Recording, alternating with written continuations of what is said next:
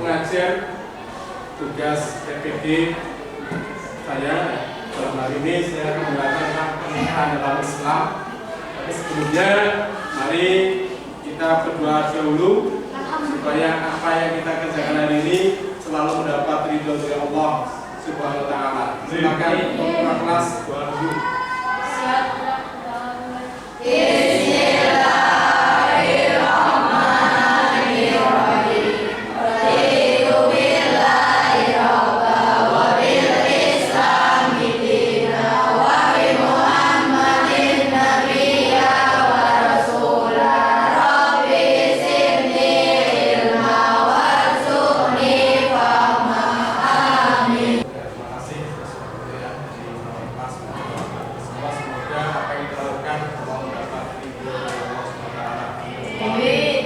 Sebelum melangkah pada materi, saya menyampaikan tujuan pembelajaran pada saat hari ini ya. Jadi sudah tampak di situ sebenarnya untuk materi PABB pernikahan. Siswa yang pertama adalah siswa diharapkan setelah mengikuti proses belajar ini meyakini kebenaran ketentuan pasal pernikahan berdasarkan syariat Islam. Yang kedua, menunjukkan sikap bersatu dan bersamaan dalam lingkungan masyarakat sebagai implementasi ketentuan pernikahan dalam Islam. Tujuan yang ketiga, menjelaskan ketentuan pelaksanaan pernikahan berdasarkan syariat Islam dengan baik dan benar. Itu nanti yang saya harapkan setelah adanya pembelajaran kali ini. Sebelum saya akan menampilkan video yang memperlihatkan untuk pernikahan, silakan diamati dengan seksama. Asyhadu an la ilaha illallah wa asyhadu anna Muhammadar Rasulullah. Allahumma sholli ala sayyidina Muhammad wa ala ali sayyidina Muhammad. Usikum bitaqwallah uzawwijuka bima amarallahu bi imsakin aw tasrihim bi ihsan. Bismillahirrahmanirrahim. Pak Haji Holil yang terhormat Wali Hakim Kecamatan Cileunyi, saya minta kepada Bapak untuk menikahkan saya kepada Muhammad Zalza Kaisaria dengan mas kawin uang 832.019 rupiah telah disediakan. Bismillahirrahmanirrahim. Ananda Muhammad Zalza Kaisaria. Saya Haji Holilullah, Wali Hakim Wilayah KUA Kecamatan Cileunyi, menikahkan Ratu Rafailda Maulidia Rosiana kepada Anda dengan mas kawin uang tunai 832.019 rupiah dibayar tunai. Saya terima nikahnya Ratu Rafailda Maulidia Rosiana binti Syaiful Rafiq dengan mas kawin tersebut dibayar tunai. Barakallahu laka wa baraka alaika wa jama'a bainakuma fi khair. Bismillahirrahmanirrahim. Mama, saya membayar mas kawin sebagaimana yang telah diikrarkan kepada waktu akad nikah. Mudah-mudahan ada manfaatnya dunia dan akhirat. Saya terima mas kawin dari AA dan saya ridho ditikah. Mudah-mudahan mas kawin ini ada manfaatnya dunia dan akhirat. Jazakallahu khairan katsiran. Ya, itu adalah prosesi pernikahan atau ijab kabul. Sebelumnya saya dulu ya, tadi absen ya. Absen dulu. Ada yang berbelakang? Angga Ilyasa ada? Azhar ada? Lela ada? Ya, sudah. Kita lanjutkan untuk pernikahan dalam Islam. Ini tadi sudah ya. Maknanya itu apa? Silakan saya akan baca baca dulu di halaman 98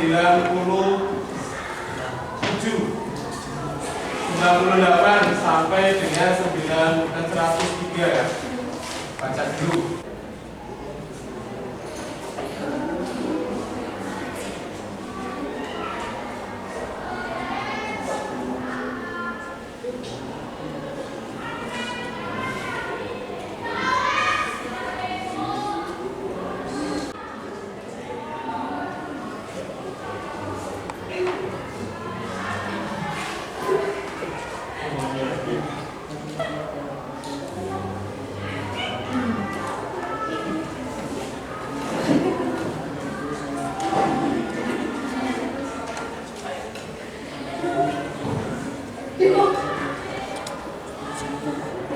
Setelah membaca, tentunya Anda sudah sedikit memahami apa itu nikah ya.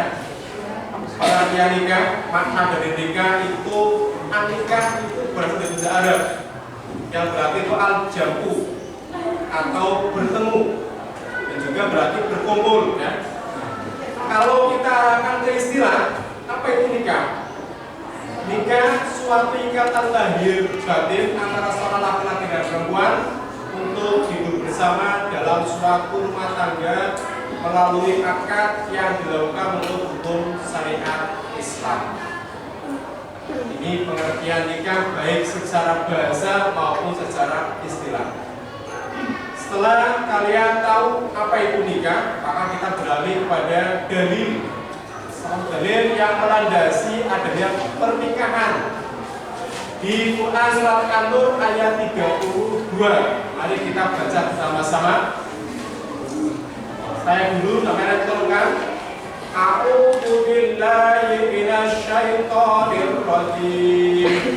A'udzu billahi minasy syaithanir rajim. Wa anfihul ayama minkum wash-shalihina min ibadikum wa imaikum.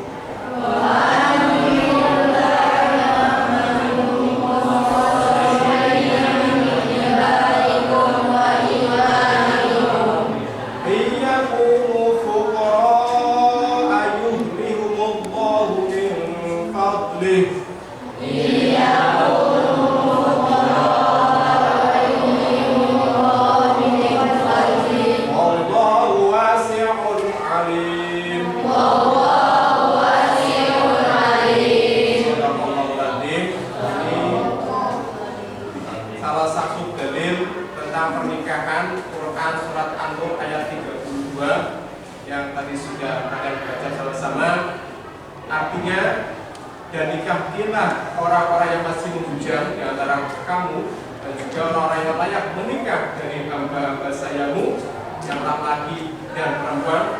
Jika mereka miskin, Allah akan memberi kemampuan kepada mereka dengan karunia-Nya. Dan Allah Maha Luas pemberiannya serta Maha Mengetahui. Ini dalil yang melandasi pernikahan, perintah untuk menikah. Pada dasarnya ketika sudah menikah, Allah telah janji akan memberikan karunia-Nya asalkan dengan pernikahan yang baik dan didasari dengan tujuan yang baik. Tujuan yang baik. Terus apa? Setelah ini kita mengetahui apa hukum nikah. Mestinya bingung hukum nikah itu apa aslinya? Hukum nikah para ulama itu menggariskan ada lima hukum nikah. Yang pertama adalah jaiz atau mubah atau boleh ya. Boleh sama nikah boleh. Ini hukum asli, hukum asal. Hukum asal nikah adalah boleh. Pada saat apa? Pada saat sudah berusia ya, sudah mampu untuk nikah dan lain-lainnya. Yang kedua adalah wajib. Siapa wajib? Kalian wajib untuk nikah. Ketika apa? Ketika orang tersebut atau kalian itu telah mampu sanggup untuk menikah, baik secara fisik, secara batin, ya, secara finansial telah mampu untuk menikah, dan disertai dengan khawatir bila tidak akan menikah akan terjerumus kepada kepada perzinahan, maka wajib hukumnya, wajib untuk menikah. Yang ketiga, hukum nikah yang ketiga adalah sunat. Bagi siapa? Bagi orang yang telah mampu untuk menikah. Dalam hal tadi, baik mental, ya, spiritual sudah siap untuk menikah, tetapi masih sanggup untuk mengendalikan dirinya dari godaan yang menjurus kepada perzinahan, masih aman, ya, masih punya pengaman, maka ini sunat, hukumnya sunat. Yang keempat, makruh. Makruh itu adalah kebalikan daripada sunat, ya. Ya. Bagi siapa? Bagi orang yang akan melakukan pernikahan dan telah memiliki keinginan atau hasrat, tetapi ia belum mempunyai bekal untuk memberikan nafkah tanggungannya.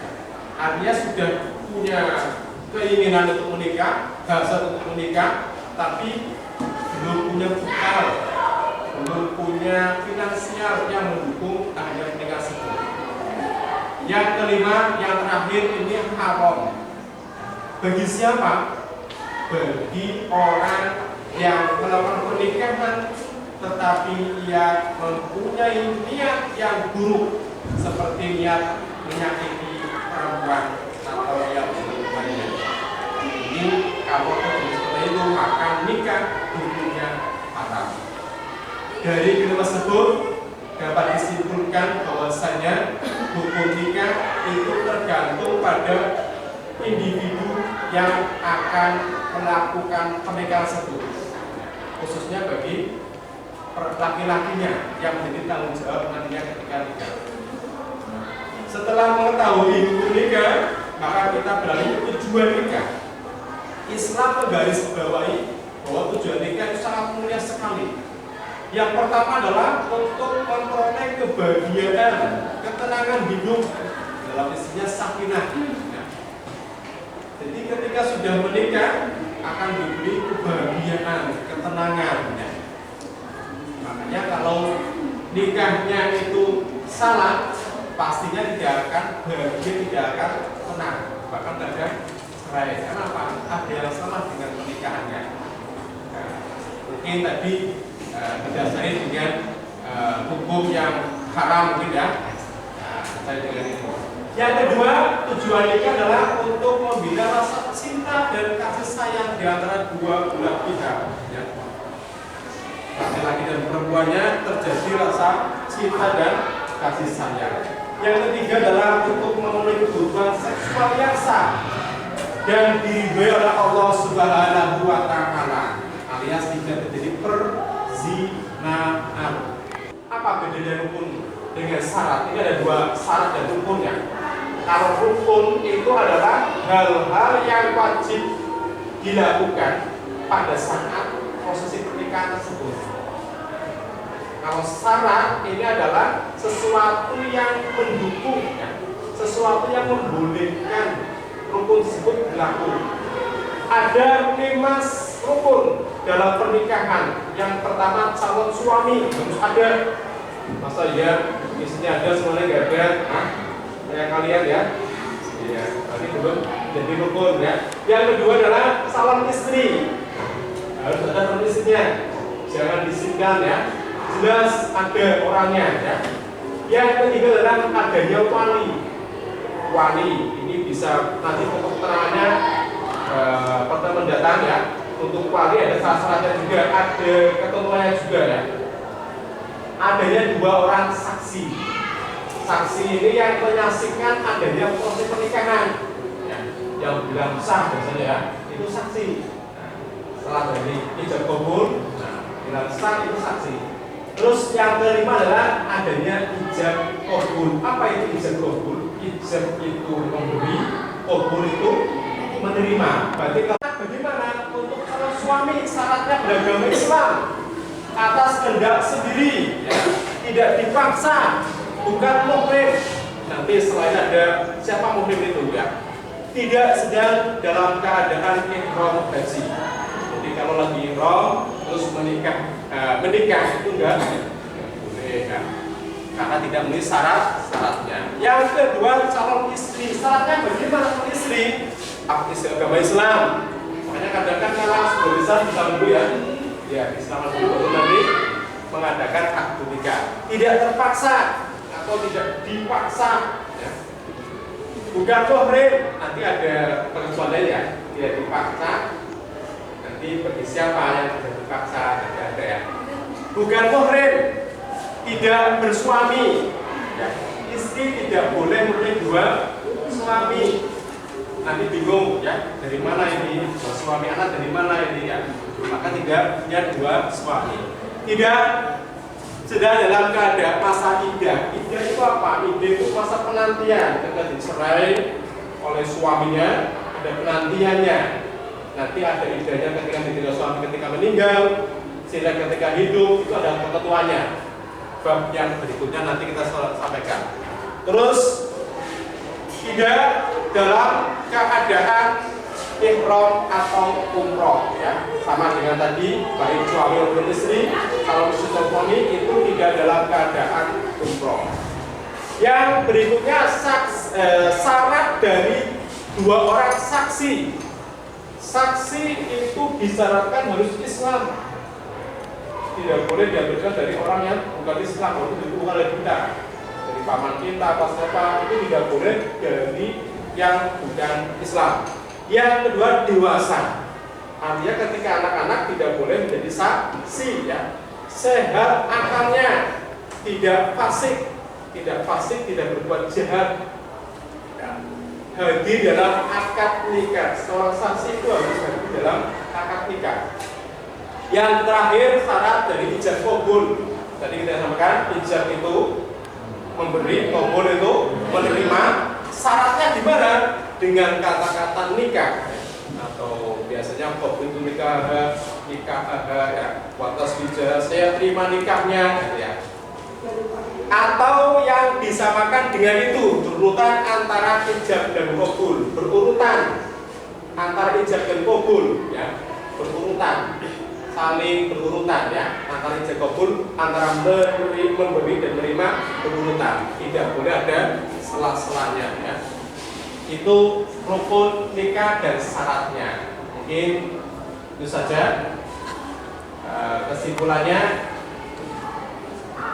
Nikah memang harus ada ketentuannya karena ini tidak sembarangan, memerlukan dua orang yang beda keluarga, beda jenis, maka Islam mengatur demikian supaya terjadi kehidupan yang penuh dengan rahmat, kasih sayang, sakinah, mawaddah, warahmah. Ya mungkin itu yang sampaikan. Bila ada pertanyaan disilakan untuk bertanya, 3 saja ya. Untuk bertanya silakan. Ya, silakan Mbak. Dalam ijab qabul disyaratkan berurutan. Ya. Pertanyaannya, batas berurutan seperti apa? Oh iya. Tadi kan disyaratkan dalam ijab qabul berurutan ya, antara ijab tadi apa? Memberi dan menerima berurutan ya. Berurutan. Artinya apa? Tidak ada batas yang memisah keduanya. Makanya kan kadang diulang-ulang ya. Masih salah. Kenapa salah? Karena ketika saya nikahkan dengan tunai, harus langsung dengan saya terima. Tidak boleh ada selang waktu sedikit pun, nggak boleh ya. Harus nyambung ya. Harus nyambung. Misalkan gini, suaminya agak gimana ya? Ya, saya nikahkan kamu dengan Siti ya, dengan mas kawin dibayar tunai. Saya terima, itu nggak sah, karena ada pemisah, tidak berurutan antara ijab dan qabul. Betul Mbak ya? Ya. Paham ya? Paham. Ya, silakan yang kedua. Ya Mbak, Mbak siapa namanya? Mbak Sahya, ya.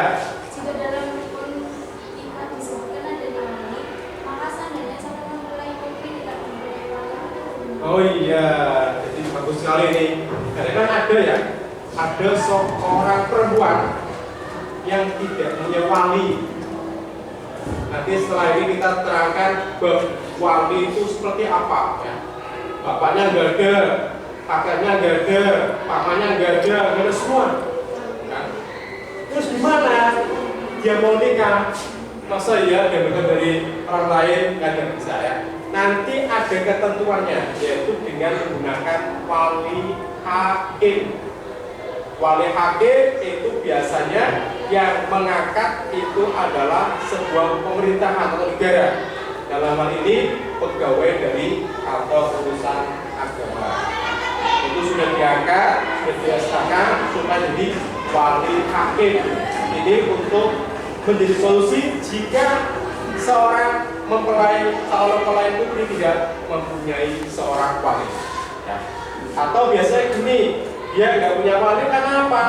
Karena maaf ya, karena dilahirkan dari pasangan yang tidak sah, maka nggak punya wali. Ya.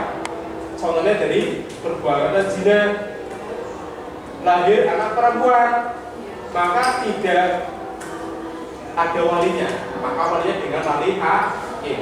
Nah, itu ada dua contoh. Ya, paham ya, bahasanya? Ya. Ya, kalau sudah nggak apa-apa. Ya, mungkin itu aja. Semoga bermanfaat dan diajarkan bermanfaat dan coba kalian nanti amati lagi di diri kalian sebagai pernikahan yang ada. Dari saya cukup sekian. Wassalamualaikum warahmatullahi wabarakatuh.